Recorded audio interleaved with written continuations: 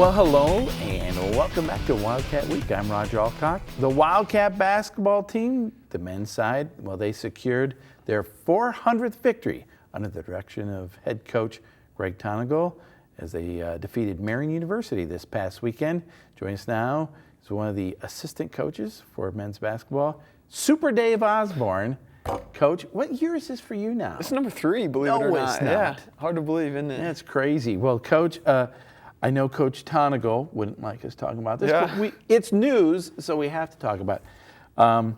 For Coach Tonagel, in only his 15th season, just really started his 15th season to collect his 400th career win, that's an amazing accomplishment. You're looking at a guy who's won, on average, over 28 games a year in that 14-year stretch.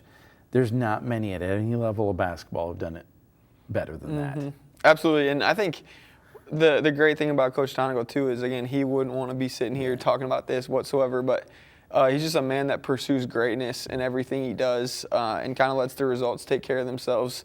And he's pursuing greatness, and then he's calling all of us, players and coaches alike, to greatness as well. And that's a tough seat to sit in, but he does a really good job of it. Well, how about this? Since Coach, and we know Coach Tonagel doesn't want to talk about, take credit for it, but if you figure half those games were at home, and we called half those games, I'm going to say I have 200 victories. There we go.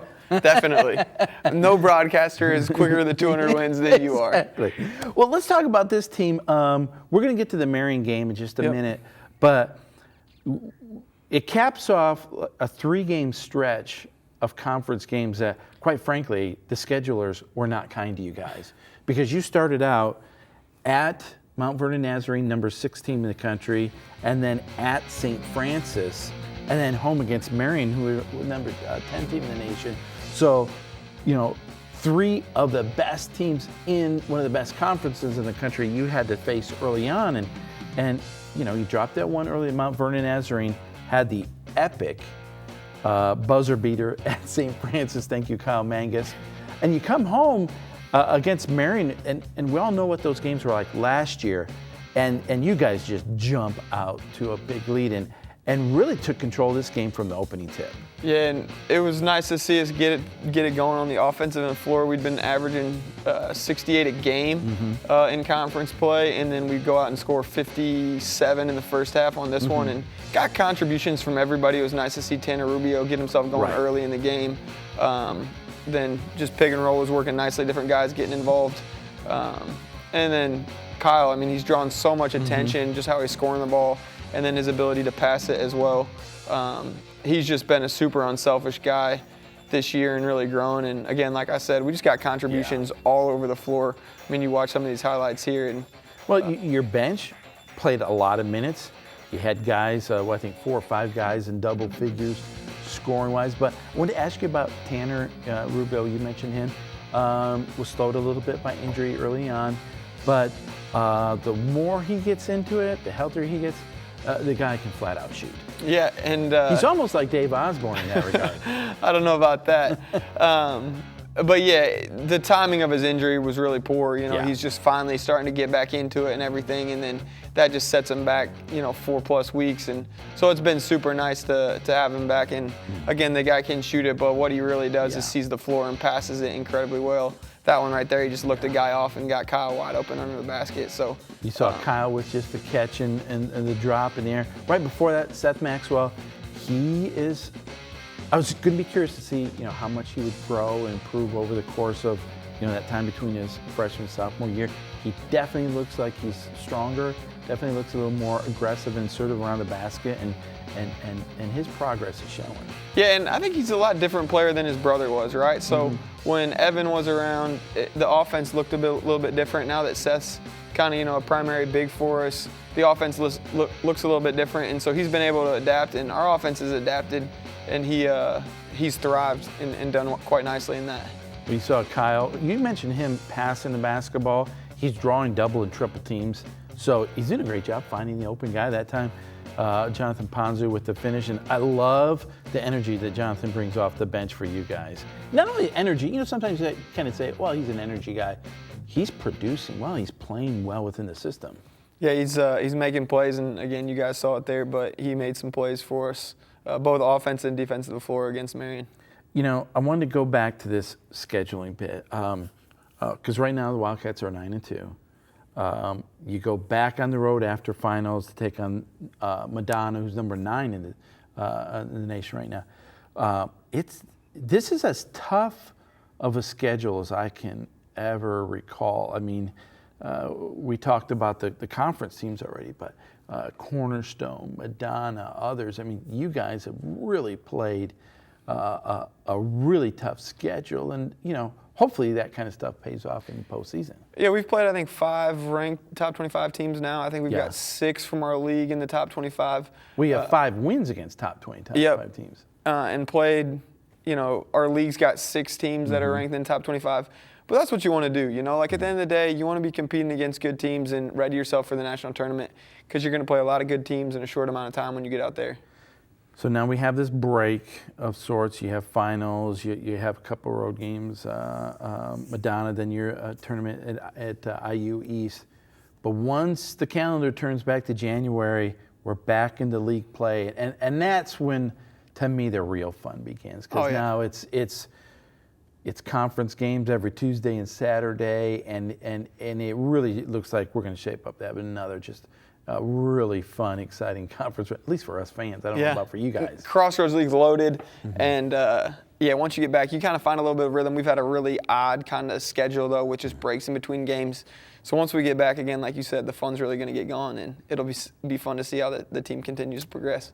Well, Coach, thanks for filling in today. Oh, yeah. And congratulations on the win, and we'll see you down the road, okay? Always good to be here with you. All right, well, Wildcat basketball will be back in action on December 17th as they travel to number 9 Madonna. That's up in the great state of Michigan. The game time, 7 p.m. Well, when we come back, we'll talk with Candace Moats after the volleyball team finish their season in the NAIA National Tournament. So don't go away.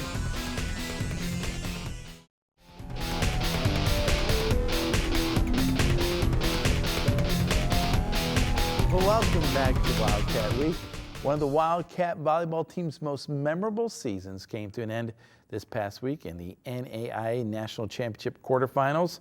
Joining us now is the head coach of the Wildcats, Coach Candace Moats. So, Coach, welcome back to Wildcat Week, and we're going to talk to soccer in a little bit. They had an outstanding season, but when I take a look at this season for Wildcat volleyball, I don't think it's a stretch to say not only it's maybe the greatest season in the history of Wildcat volleyball, but I'd put it in the pantheon of great seasons in the 50-year history of Wildcat athletics, because I really do feel your ladies put together really an epic year. Yeah, it's definitely one that we're going to remember for a long time, and hopefully it will establish again the level that we want to keep pursuing. And it was a lot of fun, Raj. It was a great year. Well, just to put in perspective, you know, during the regular season, 31-1. Yeah. Your only loss was, I think, on the one loss to Marian, and then you end up, you know, beating them in the conference tournament and splitting them in the regular season. Yeah. But of course, they finished with a great finish this year. Yeah. But you're the regular season conference champions. You were the tournament champions. NAIA quarterfinalist, made it to that Elite Eight, the farthest a team had ever gone before. I think we received, was ranked as high as number 3 in the nation at one point. You beat the number 1 and number 2 teams in the nation in the regular season. I mean, all those things together. And it just, I was waiting for the time where, like, maybe you guys would hit a wall and crash and burn. You never did. Yeah. Not crash and burn, but, you know, hit that wall and maybe, like. Little hiccup. Yeah, and never really saw that. Yeah. You know, I can't really give you any reasons why maybe that didn't happen, because, you know, every game we just took it on as a challenge, and it's something that we needed to do, and it was a blessed season. You know, let's talk about this national tournament as we're taking a look here, and you used the word hiccup, and I would not say that, oh, you had a hiccup in this tournament. Yeah. There's just phenomenal teams, and I thought your team, the games I saw, played with tremendous heart and determination. You had that in pool play. You beat St. Mary's 3-0. lost a barn burner to Montana Tech 2-3. Yeah. But then came back and beat a really good Concordia out of Nebraska team in 5-3-2. They're an outstanding program, a lot of history and tradition there.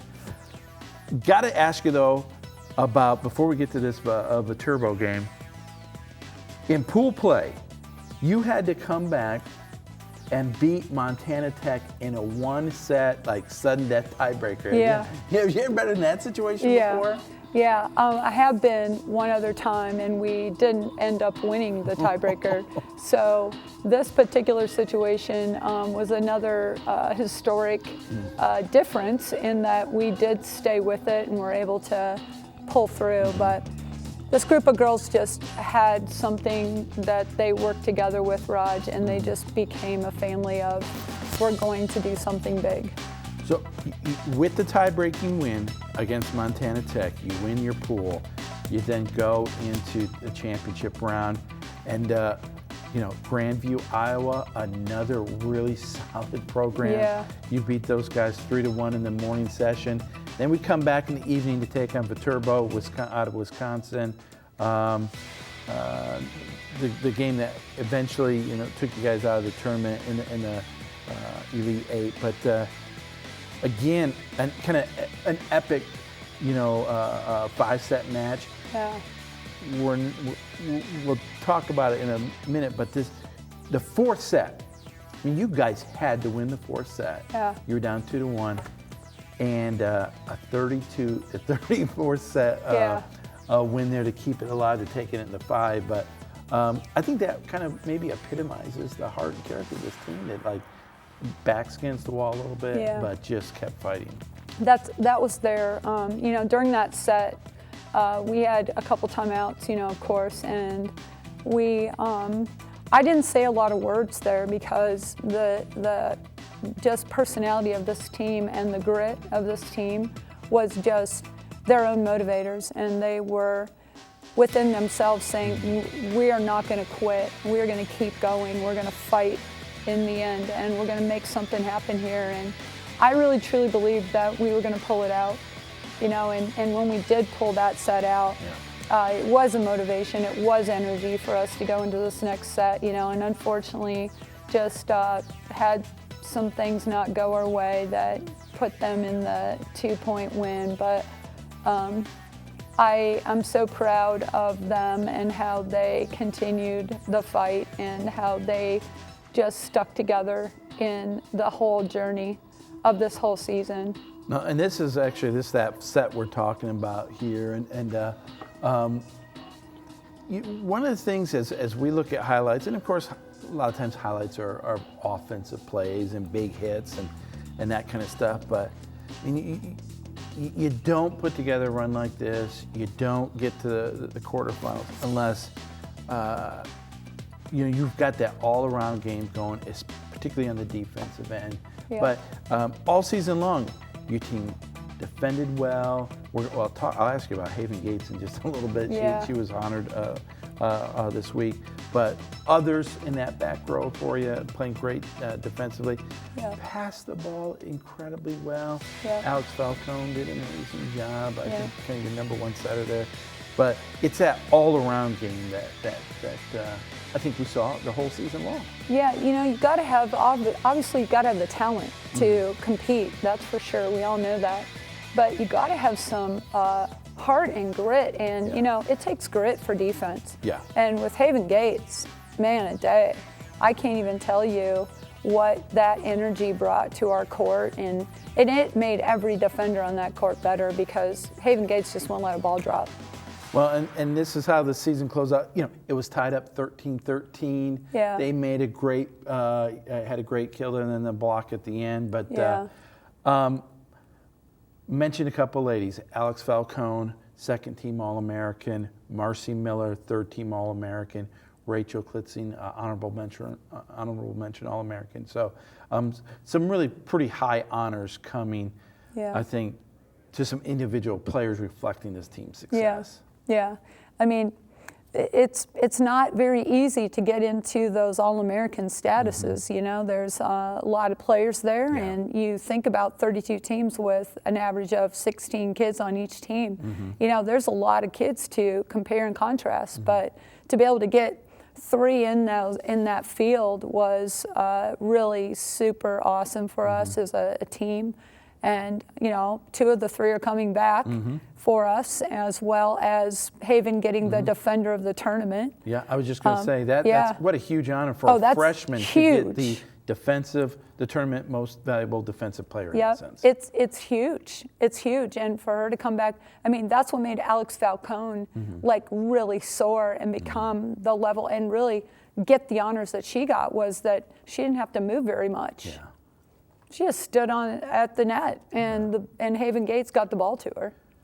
Well, Coach, once again, thanks for joining us during the course of this season at different times. And it's been a lot of fun watching this team. And congratulations once again on a great year. And let's do it again next year. Yeah.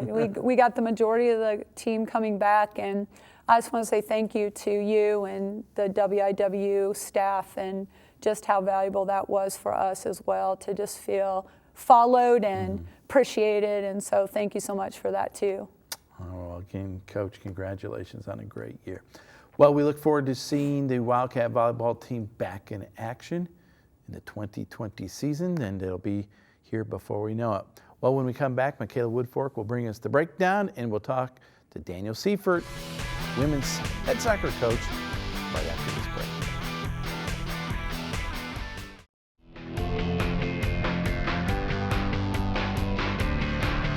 Well, welcome back to Wildcat Week. Now we will send it over to Mikala Woodfork with the breakdown. Thanks, Roger. The swimming team spent 3 days at the Calvin Winter Invitational, where they finished in 7th place out of 9 teams. The Wildcats gathered 8 more individual NAIA qualifications in 22 different events during this invitational. Along with these qualifications, Sydney Darnell came in 1st place and also set a new school record in the 100 butterfly with her time of 55.72. Both the men's and women's basketball teams faced Marian.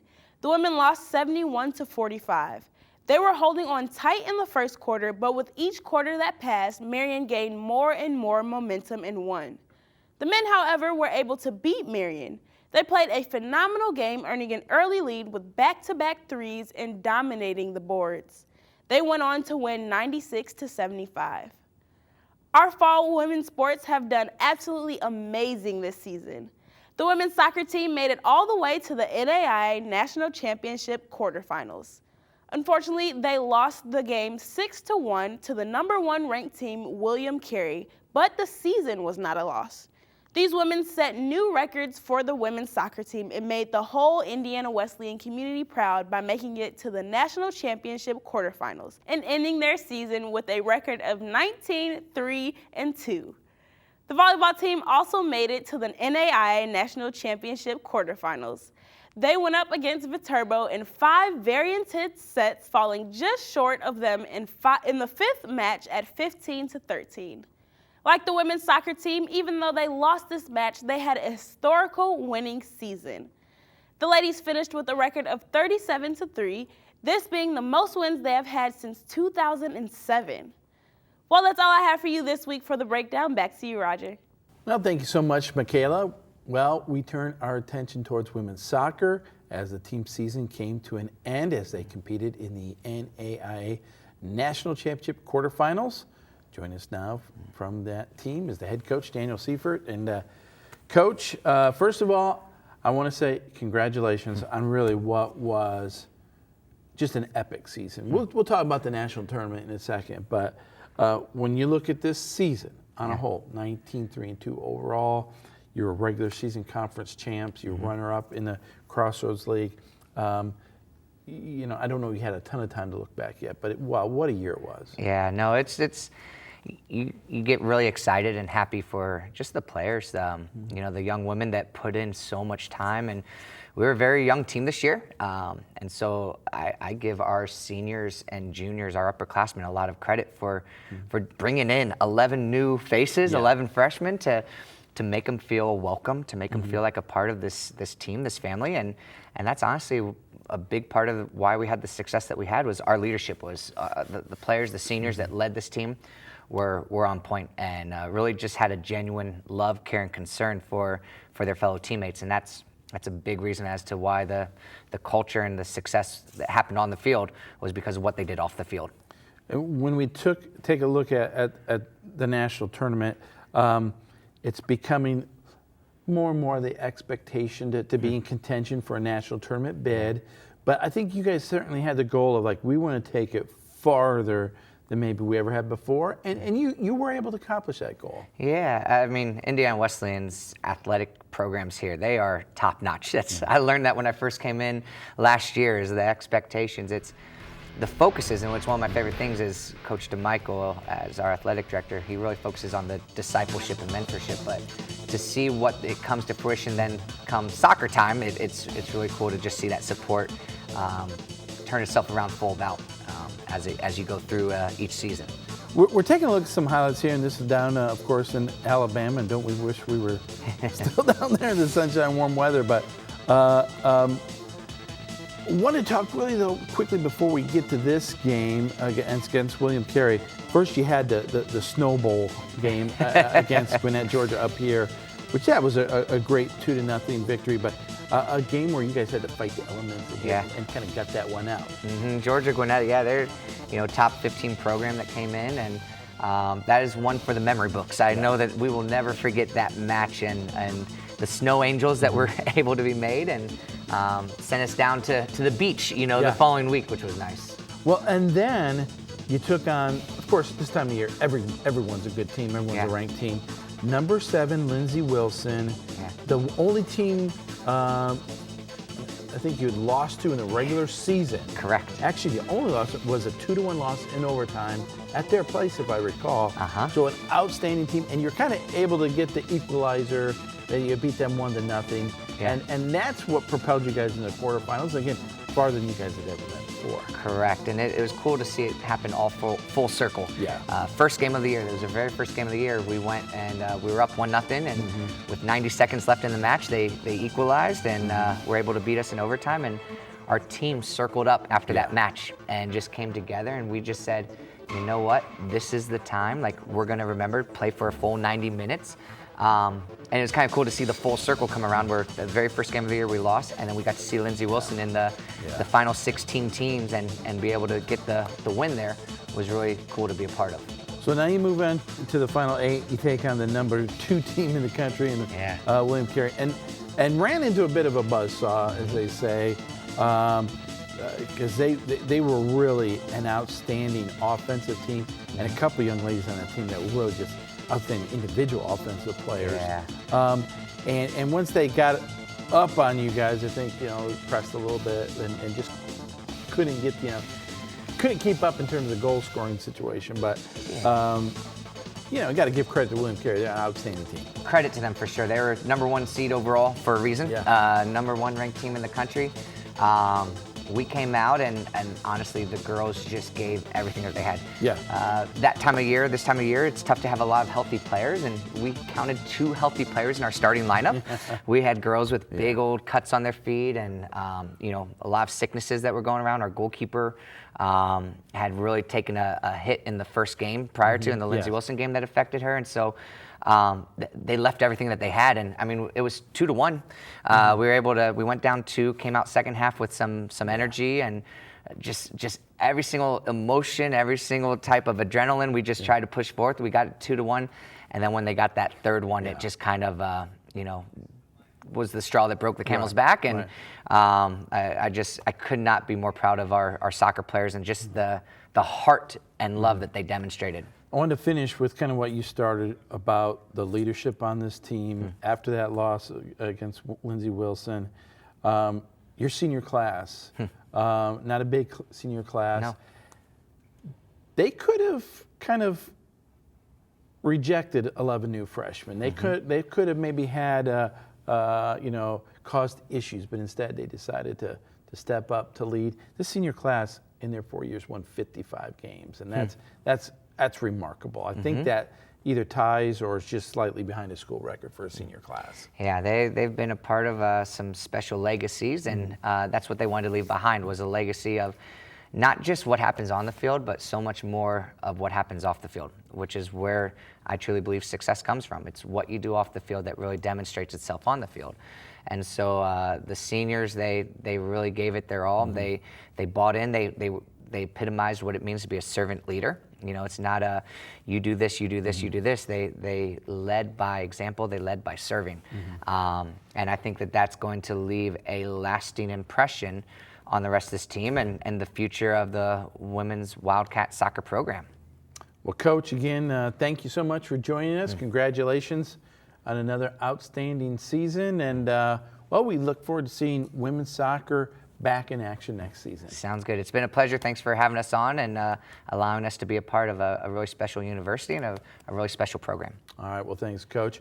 Well, that is all we have for you on this episode of Wildcat Week. If you'd like to see more Wildcat Week, you can visit our website, wiwtv.com, and there you can watch past episodes and connect with us online. Again, that is wiwtv.com. There you can stay connected with all our local programming by subscribing to our YouTube channel. That's WIWTV. Well, that will do it for this 14th season of Wildcat Week. We look forward to seeing you next year. So for all of us here, thank you so much for watching Wildcat Week.